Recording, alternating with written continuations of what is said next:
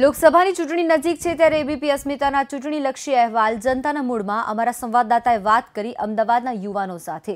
લોકસભાની ચૂંટણીને લઈને અમદાવાદના યુવાનોનો શું છે મૂડ, જાણીએ આ અહેવાલમાં। લોકસભાની ચૂંટણીને હવે બસ ગણતરીના દિવસો બાકી છે ત્યારે શું છે યુવાનોનો મૂડ જાણવા માટે અત્યારે અમે લોકો આવી ગયા છે અમદાવાદના યુનિવર્સિટી વિસ્તારમાં। અહીંયા આપણી સાથે યુથ છે અને તેમની સાથે જાણીશું કે મોદી સરકારનો જે આ કાર્યકાળ રહ્યો છે તેનાથી તેઓ કેટલા સંતુષ્ટ છે। ખાસ કરીને તમારી જોડે વાત કરવામાં આવે, મોદી સરકારના કાર્યકાળથી આપ ખુશ છો ખરા? हाँ, એટલે જોવા જઈએ તો મોદી સરકારે ઘણો ફાયદો પણ કર્યો છે, જેમ કે અમુક એવી યોજનાઓ લીધી છે જેના કારણે યુથને ફાયદો થયો છે। કોઈ આપણે જોબ ફેર જોઈ લઈએ, મેગા જોબ ફેર આ તે એવી રીતે, અને ઘણા અમુક લોકોને નુકસાન, બધાનું પોતપોતાની રીતે એવી રીતે પોઈન્ટ ઓફ વ્યૂ હોઈ શકે। તો હા, કહેવા જઈએ તો ઓવરઓલ સારું છે। નોટબંધી અને જીએસટીનો નિર્ણય મોદી સરકારે લીધો હતો, એનાથી દેશને ફાયદો થયો છે ખરા? हाँ, देश ने खरेखर फायदो थयो छे, कारण के शुं छे के नोटबंदीना कारणे काळुं नाणुं घणुं बधुं जे हतुं आपणी देशनी अंदर ए बहार आव्युं हतुं आणि आपणे जोई शकता हता के घणा बधा जे काळुं नाणुं छुपायेलुं हतुं ए लोको बीकना मारे नोटो जे हती ए बधी रस्ता पर पण फेंकता हता ने एनो બધું થતું હતું। એના લીધે ઘણો બધો જે ભ્રષ્ટાચાર હતો, કાળું નાણું હતું, એ બધું ઓછું થઈ ગયું હતું દેશમાં। તો એ તો બહુ સારી વસ્તુ છે। અને જે મોદી સરકાર જે છે એ આપણું ભારત દેશ છે એની પહેલાં એટલી બધી ઓળખાણ ન હતી, પરંતુ મોદી સરકાર આવ્યા પછી એ બીજા બધા દેશોમાં ફરીને જે આપણી એક મતલબ ઓળખ જે છે ઊભી કરી રહ્યા છે, તો એ ખૂબ જ સારી વસ્તુ કહેવાય। અને ફરીને દરેક દેશની અંદર શું પ્રવૃત્તિ ચાલી રહી છે, એની જે રાજનીતિ કેવી છે, એ બધું એ આપણા દેશમાં લેવા માટે ઈચ્છે છે, જેથી કરીને આપણો દેશ આગળ આવે। તો ખૂબ જ સરસ કામ કરી રહ્યા છે। તમારું શું માનવું છે કે મોદી સરકારના 5 વર્ષ થયા છે, યુવાનોને રોજગારી આપવામાં સરકાર સફળ થઈ છે ખરા? અત્યારે જો હું મારું કહું તો મારું નામ વિજય ચાંદપા છે અને હું બીકે સ્કૂલ ઓફ બિઝનેસ મેનેજમેન્ટમાં અભ્યાસ કરી રહ્યો છું। અને હજી મારું અભ્યાસ પૂરો નથી થયો અને હું ઓલરેડી પ્લેસમેન્ટ મેળવી ચૂક્યો છું। તો મારા ખ્યાલ પ્રમાણે રોજગારીમાં સારો એવો ગ્રોથ કરેલો છે। રાહુલ ગાંધીની પ્રતિભા નિખરી છે ખરા? આ પ્રશ્નનો જવાબ હું તમને એક મારા દ્વારા લખેલી કવિતા દ્વારા આપીશ, થોડુંક તમે સાંભળશો તો મજા આવશે।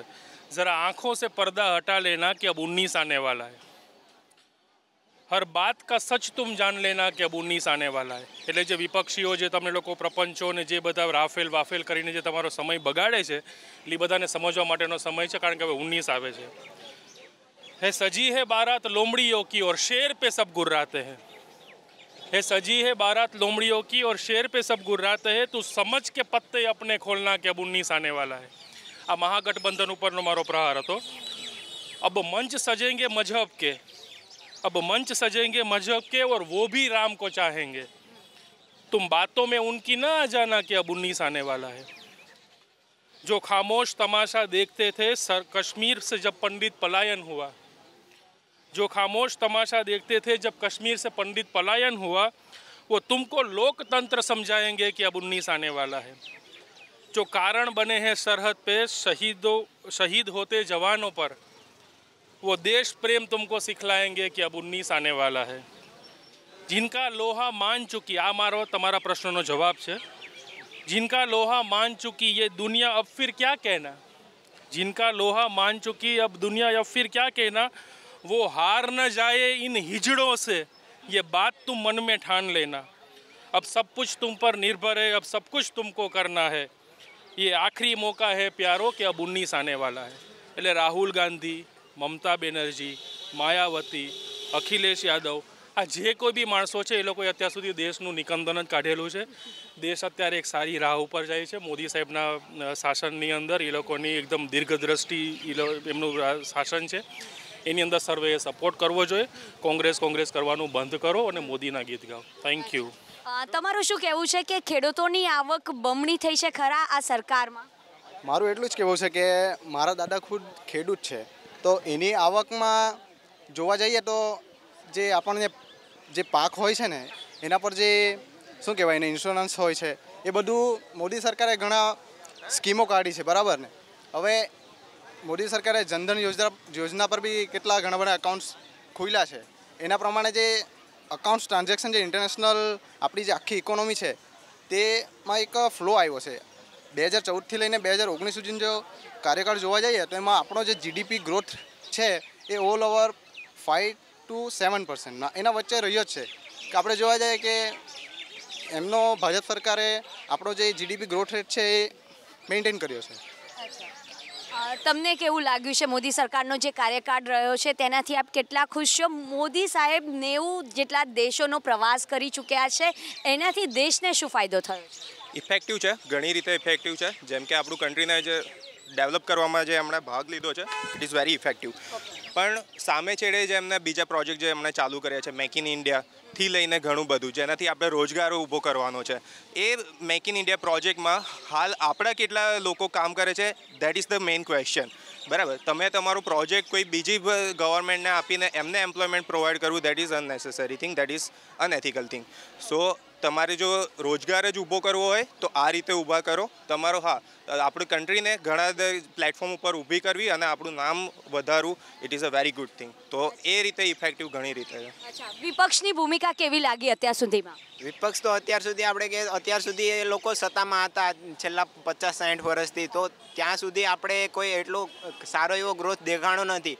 વચ્ચે અટલજીના સમયમાં વચ્ચે એવો દેશનો વિકાસ થઈ રહ્યો હતો, પણ એક ઇનિશિયલ સ્ટેજ ઉપર પહોંચ્યા પછી તમે અટલજીને અટકાવી દીધા. તો હું જનતાને એ જ કહેવા માગું છું કે અત્યારે મોદીજી એ જ સ્ટેજ ઉપર છે, એને 5 વર્ષનો સમય આપવો જોઈએ.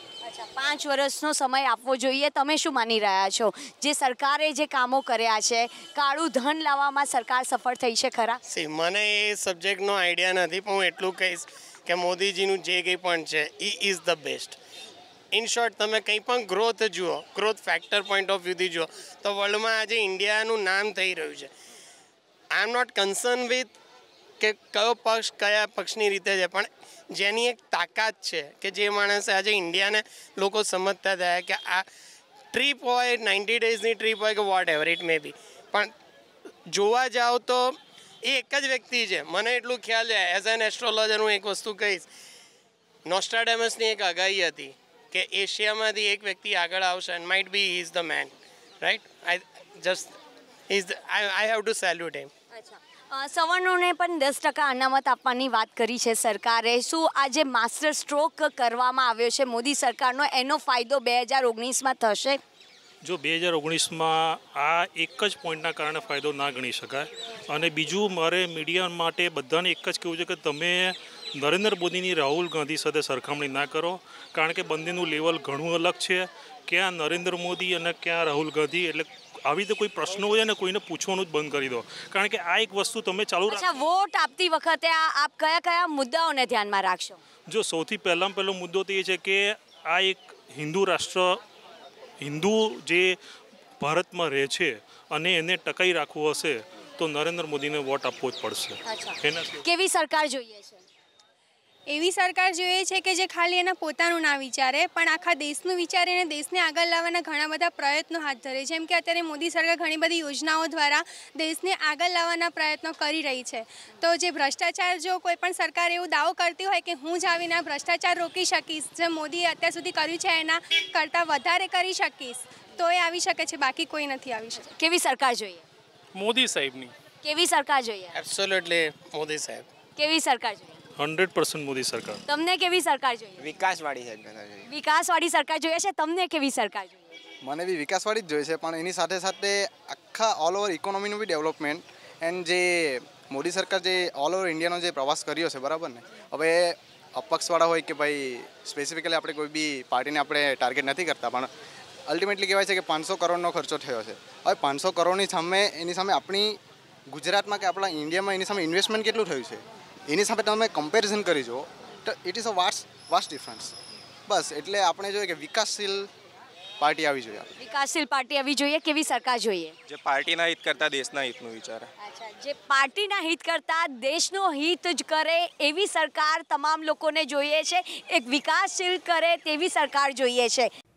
આ સાથે બુલેટિન અહીં સમાપ્ત કરીશું. વધુ સમાચારો માટે આપ જોતા રહો ગુજરાતની નંબર 1 ન્યૂઝ ચેનલ ABP અસ્મિતા.